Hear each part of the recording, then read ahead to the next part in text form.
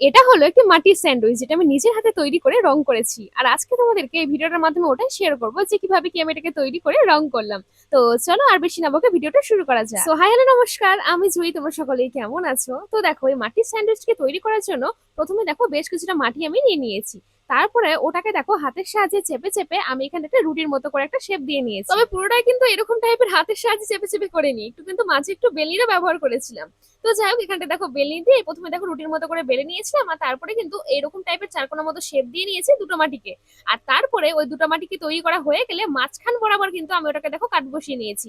মানে মূলত আমরা স্যান্ডউইচটাকে যেরকম করে দেখে থাকি আর কি।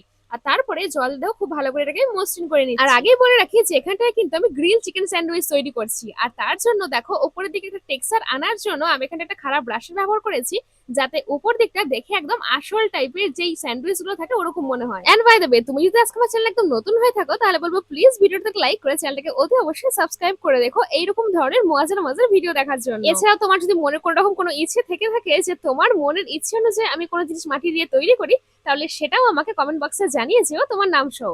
আমি অবশ্যই তোমাদের কমেন্ট রাখার চেষ্টা করব, তোমাদের যে রিকোয়েস্টটা সেটা রাখার চেষ্টা করব। আর এই দিকে একটি খারাপ ব্রাশের সাহায্যে উপরের দিকে টেক্সচার গুলো দেওয়া হয়ে গেলে আমি একটি খারাপ তুলির সাহায্যে ওপরের দিকে যে গ্রিল করা টেক্সচারটা আছে ওটাকেও কিন্তু দিয়ে নিয়েছি।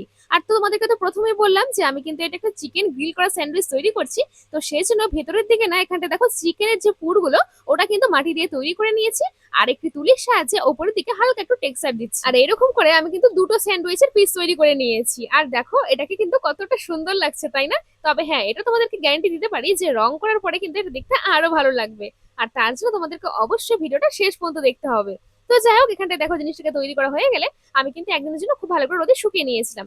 আর তারপরে দেখো প্রাইমারের একটা বেস দিয়ে নিয়ে তারপরে কিন্তু অন্যান্য কালার করা আমি এখানে শুরু করেছি। এই যেমন দেখো যেখানটা চিকেনের পুরগুলো রয়েছে আর কি, ওখানটাতে কিন্তু ইয়েলো কালারটা দিয়েছি। আর ইয়েলো কালারের মধ্যে কিন্তু একটু ডার্কের মধ্যে ইয়েলোটা দিয়েছি আর কি, যাতে একটু রিয়েলিস্টিক দেখতে লাগে। আর ওপরের দিকে তোমরা তো দেখতেই পাচ্ছ যে স্যান্ডউইচের কালারটা কিরকম করেছি।